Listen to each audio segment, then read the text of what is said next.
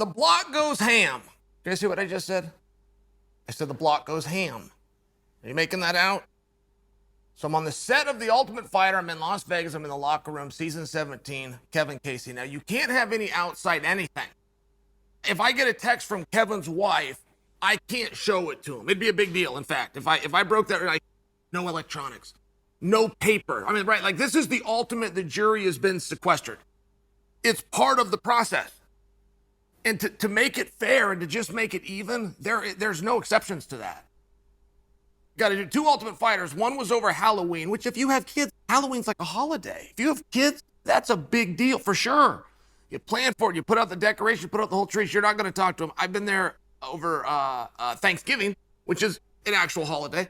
Been there over Mother's Day, and then been over there several birthdays, some of which are of the children of the contestants, some which are the wife. And I'm just sharing with you. When I say there's no phone calls and there's no outside, there's nothing. You won't hear from any of them. They will all sit there, but to make it even, nobody gets to. All right, you get the point. I'm in the back with Kevin. And as a coach, you're doing the things that you can do to make the athlete comfortable, including pushing rules like that. So Kevin's getting ready. We're warming up. He's going to walk out. And on The Ultimate Fighter, you never know what's going to happen. You're one match from your dream comes true, right? We've seen that you don't have to win that. You just have to have the right match.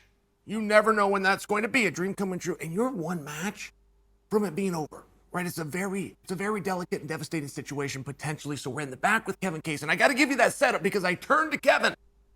I'm ready to mess with these rules. I turned to Kevin. I said, what's your song? We're in the back, right? It's quiet. There's this weird tension. There's a quiet and weird tension on a normal night. So now imagine this. You're fighting in front of nobody. Oh, but Dana. I mean, it's a really weird situation. I said, what can I play for you? I'm gonna break the rule. Don't worry about it, Kevin. Whatever they do, they're going to do to me. I'm going to play a song. What do you want to hear? He tells me the block goes ham.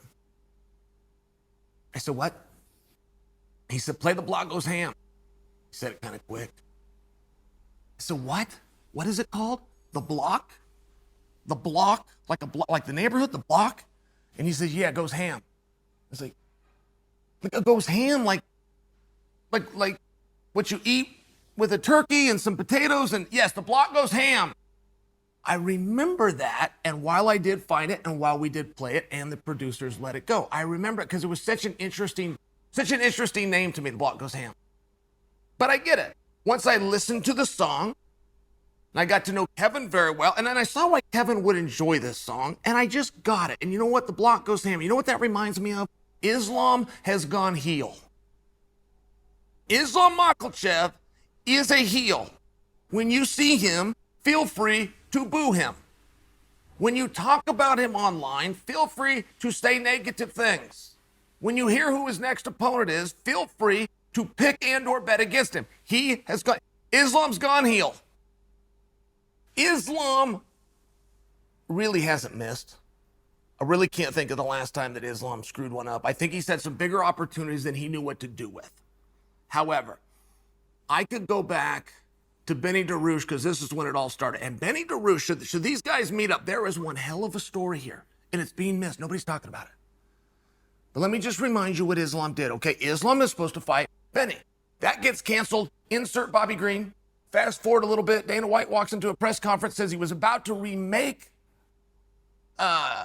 Benny versus Islam, but Joe Rogan told him not to, and we never got that completed. We never heard, but now you still got to go back to the athletes because that was a main event. That was a big fight. I mean, if you were to do that right now, it's going to be for a world championship. It's going to be for a whole bunch of points. It's going to be the last night on a pay-per-view, right? We can agree on what a big deal this was. This was going to be on free TV when they first booked it. So they go to Makhachev. I said, what do you want to do? And Makhachev was not in the world's greatest spot. Makhachev had an incredible record. He was feared by everybody. He was the heir apparent, stated by King Khabib himself. He is the best manager in the business in Ali Abdelaziz. Nobody wants to fight him. He can't get main events. He can't get title shots. You're not putting that guy at the end of a pay-per-view, Islam Makhachev, not at this time. So this is a massive opportunity that he loses. And when I tell you that Islam doesn't miss, this is when it started. They went to him and asked him what he wanted to do, and he said, I don't care. He said, you can give me Darush. They've talked about not Darush. Whatever is fine. You can give me McGregor. You can give me Oliveira. It does not matter to me. And this was the very first sign, right? Like, those are interesting words when guys say that. We tend to like that. We tend to say, that's kind of a tough guy. You know, he's willing to take on anybody. But it's very different when they actually get called on it and they walk the walk. And that you haven't seen a lot of. That is where you're getting into Cowboy Cerrone territory. There's not a whole lot of Cowboy Cerrones out there. Okay. But that was Islam's first hit. Then, okay, maybe it's going to be Conor. Then it turns out it's going to be Charles. But it might be Charles in Las Vegas. It might be Charles in a godless city known as Perth, or it might be Charles in Abu Dhabi. Makhachev doesn't care. He has no preference. Doesn't care if it's 3 rounds, doesn't care if it's 5 rounds, doesn't care if Oliveira makes weight, doesn't care if it's for the title, and doesn't care if it's not. I mean, that's a lot of stuff to be quite open about, but this is the way that he was. So you fast forward a little bit, and I'm going to move you forward 15, 16 months, and that brings you to Perth. And it brings you to a wonderful contest that was surprisingly competitive in a champion versus champion battle where 2 stars emerge. A rematch is in the talks, and allegedly a nurse comes forward who administered a prohibited rehydration procedure to Islam. Now, Islam's only got a couple of ways to handle that, right? And first off, it's not our business. I mean, if he wants to make it our business, of course, we love to put our nose into stuff. I'm just sharing with you, he does not owe that to us. But if he gets a call from USADA, he can only tell the truth. He can come have fun with us. He can do what you can't with them. And when I tell you he's only got 1 or 2 ways to go with it, there is not a third option, guys. There's not a 4th option or 5th option. You did it or you didn't. You either did it or you did not do it, what you're being accused of, which in this case was to use an IV. Okay. We're going to know because the whole thing's put on camera. We're going to know because it's the finest cameras in the world. In fact, I counted them up, and I believe it was a 4-camera shoot. I could be wrong and there was a 5th, but it's a 4-camera shoot, including a jib. And guess what? He's not wearing a shirt. So we, for sure, are going to be able to find out by zooming in and looking at his vein whether it had been obstructed within the last 24 hours or not. Like, this is not going to be a mystery, just so you understand. The way that rule is written is, in fairness, open to conversation. And whether this even happened, Islam didn't flinch. He never claimed his innocence. He never said, I did it, just to stick it to everybody. He never addressed it, almost as though he doesn't know that this entire conversation is going on. And I can only imagine that behind the scenes, right, there's got to be very good reason. Like, USADA is not a fool, and many people play them for a fool. Like, there's many entities and agencies that you can get to jump just because you said something. Many. Commissions that would never do anything, would never lift a finger. But if it made a thread on the underground, believe me, they will take action. USADA's not going to get played like that. They're going to do their due diligence. They're going to look into the rule. I'm sure that they did make phone calls. They probably took that very footage that I told you about. They zeroed in. They had the answer before they asked him. And wherever that went, stayed between them. I'm just sharing for you that Islam didn't blink. And it's a big deal. It's a big deal because if you want to go heel, there's only a certain amount of things that a heel can do, right?